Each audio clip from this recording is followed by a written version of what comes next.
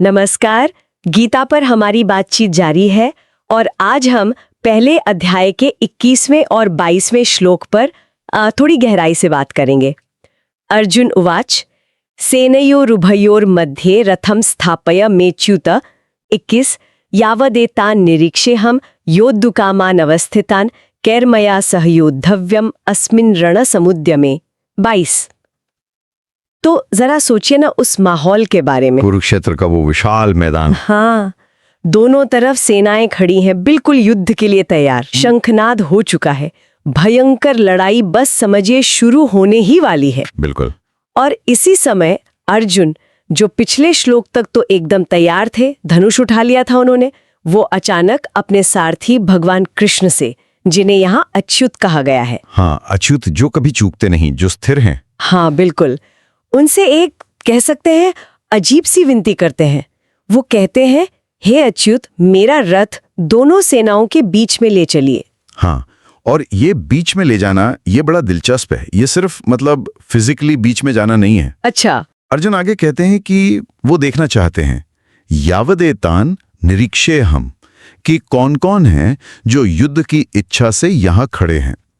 योद्धुकामान् अवस्थितान्, उन्हें ये जानना है कि इस बड़ी लड़ाई में, इस रण समुद्र में उन्हें किन किन लोगों से लड़ना पड़ेगा।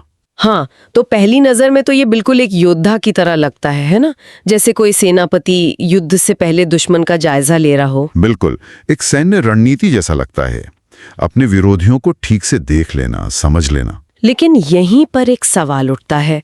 अर्जुन तो कौरव सेना के योद्धाओं को जानते थे, वो कोई अजनबी तो थे नहीं। सही कहा। भीष्म पितामह, गुरु द्रोण, उनके भाई सब परिचित थे। तो फिर अचानक उन्हें बीच में जाके इस तरह देखने की क्या जरूरत आन पड़ी? क्या ये सिर्फ देखना ही था? यही इस क्षण की गहराई है। ये सिर्फ आंखों से देखना नहीं था। रथ को ठीक बीच में ले जाना एक तरह से तटस्थता का प्रतीक है। तटस्थता मतलब? न्यूट्रलिटी। हाँ, निष्पक्षता। जैसे अर्जुन कहने को कि मुझे इस शोर शराबे से, इस युद्ध के उन्माद से थोड़ा बाहर निकालिए। मुझे एक ऐसी जगह चाहिए जहां से मैं शांत होकर, बिना किसी दबाव के पूरी स्थिति को देख सकूं, दोनों पक्षों को। अच्छा। यह असल में कर्म में पूरी तरह से कूदने से पहले का एक ठहराव है, एक स्पष्टता पाने की कोशिश। कर्म से पहले का ठहराव, ये बात बहुत महत्वपूर्ण लग रही है।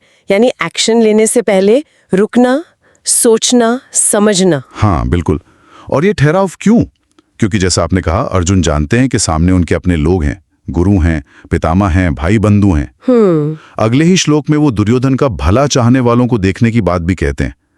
तो ये देखना सिर्फ पहचानना भर नहीं है। तो फिर क्या है ये? ये उस लड़ाई के असली मतलब को, उसकी कीमत को समझने की शुरुआत है। यहीं से वो बाहरी युद्ध के साथ साथ अर्जुन के मन का जो द्वंद्व है वो सतह पर आने लगता है। अच्छा, तो ये सिर्फ सैन्य आकलन नहीं है, बल्कि एक तरह का नैतिक और भावनात्मक आकलन भी शुरू हो रहा है यहाँ। बिल्कुल से, ये वो निर्णायक मोड़ है जहां अर्जुन का मन विचलित होना शुरू होता है। तो फिर इस स्थिति का हमारे रोजमर्रा के जीवन से क्या लेना देना हो सकता है? हम सब तो कुरुक्षेत्र के मैदान में नहीं खड़े हैं रोज रोज। देखिए, जीवन में भी तो अपने अपने कुरुक्षेत्र होते हैं ना? है ना? हाँ, होते तो हैं। कोई बड़ा फैसला लेना हो, जैसे करियर बदलना है, या किसी रिश्ते में कोई बड़ी मुश्किल आ गई हो, या फिर मान लीजिए ऑफिस में ही कोई बड़ा कॉन्फ्लिक्ट हो गया हो। कितनी बार ऐसा होता है कि हम पूरी स्थिति को समझे बिना या दूसरे पक्ष का नजरिया जाने बिना बस अपनी बात पर अड़ जाते हैं या तुरंत प्रतिक्रिया दे देते हैं। हाँ, अक्सर ऐसा हो जाता है, गुस्से में या जल्दबाजी में। अर्जुन का ये रथ को बीच में ले जाना हमें यही सिखाता है कि किसी भी बड़े संघर्ष में, किसी बड़े निर्णय में कूदने से पहले एक पल रुकना जरूरी है।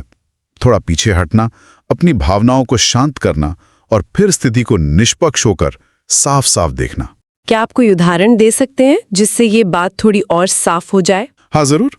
जैसे आपने ऑफिस की बात की, मान लीजिए आपकी टीम और दूसरी टीम के बीच किसी प्रोजेक्ट को लेकर असहमति है। ठीक है। अब बजाय इसके कि आप फौरन अपनी टीम का पक्ष लेकर बहस शुरू कर दें, अगर आप एक पल रुके, अपने रथ को बीच में ले जाएं, मेटाफोरिकली, और समझने की कोशिश करें कि दूसरी टीम की क्या चिंताएं हैं, उनका पॉइंट ऑफ व्यू क्या है, तो शायद आप समस्या का हल ज्यादा बेहतर तरीके से निकाल पाएंगे। या घर में कोई बड़ा फैसला लेना है, अगर हम हर सदस्य की बात सुने, उनकी जरूरत, उनके डर को समझें, मतलब बीच में खड़े होकर सबको देखें, तो शायद ज्यादा अच्छा फैसला हो पाए। हाँ, ये बात तो बहुत व्यवहारिक लगी। मतलब फौरन रिएक्ट करने के बजाय रुक कर ऑब्जर्व करना, पूरी तस्वीर देखना। बिल्कुल, ये असल में सहानुभूति और स्पष्टता लाने का एक तरीका है, क्लैरिटी पाने का। और एक बात और, अर्जुन ने ये अनुरोध अच्युत से किया, कृष्ण से। इसका भी कोई खास मतलब है? हाँ, ये भी कम महत्वपूर्ण नहीं है। अच्युत का मतलब है जो कभी गिरता नहीं, जो स्थिर है, जो एक तरह से परम सत्य विवेक का प्रतीक है। अच्छा। तो अर्जुन जब इतने विचलित हैं, जब स्पष्टता खोज रहे हैं, तो वो किसका सहारा ले रहे हैं? उस स्थिर अच्युत शक्ति का। ये दिखाता है कि जब हम भी जीवन के ऐसे द्वंद्वों में फंसते हैं, तो हमें भी अपने अंदर की या शायद बाहर की किसी स्थिर विवेकपूर्ण शक्ति की जरूरत होती है। वो हमारा अपना विवेक हो सकता है, या कोई भरोसेमंद दोस्त, कोई गुरु, या कोई सिद्धांत जिस पर हमें विश्वास हो, जो हमें सही नजरिया दे सके। तो कुल मिलाकर गीता के ये 2 श्लोक जो बिल्कुल शुरुआत में आते हैं, हमें युद्ध के मैदान से उठाकर सीधे जीवन के मैदान में ले आते हैं। सही कहा। ये सिखाते हैं कि किसी भी चुनौती का सामना करने से पहले रुकना, देखना, समझना और निष्पक्ष होकर स्थिति का आकलन करना कितना जरूरी है। ये सिर्फ बाहरी तैयारी नहीं है। बिल्कुल नहीं, ये तो आंतरिक स्पष्टता पाने की यात्रा की पहली सीढ़ी है, जहां अर्जुन खड़े हैं। तो यहाँ पर ये सोचने वाली बात रह जाती है हम सब के लिए, हाँ। कि हमारे अपने जीवन के वो कौन से कुरुक्षेत्र हैं, हाँ। चाहे वो छोटे हों या बड़े, हाँ। जहाँ हम अक्सर बिना पूरी तरह देखे समझे कूद पड़ते हैं। कहाँ हमें अपना रथ बीच में ले जाकर एक पल ठहर कर स्पष्टता से देखने की जरूरत है, ताकि हम सही निर्णय ले सकें, सही कदम उठा सकें। ये विचार करने योग्य है। नमस्कार।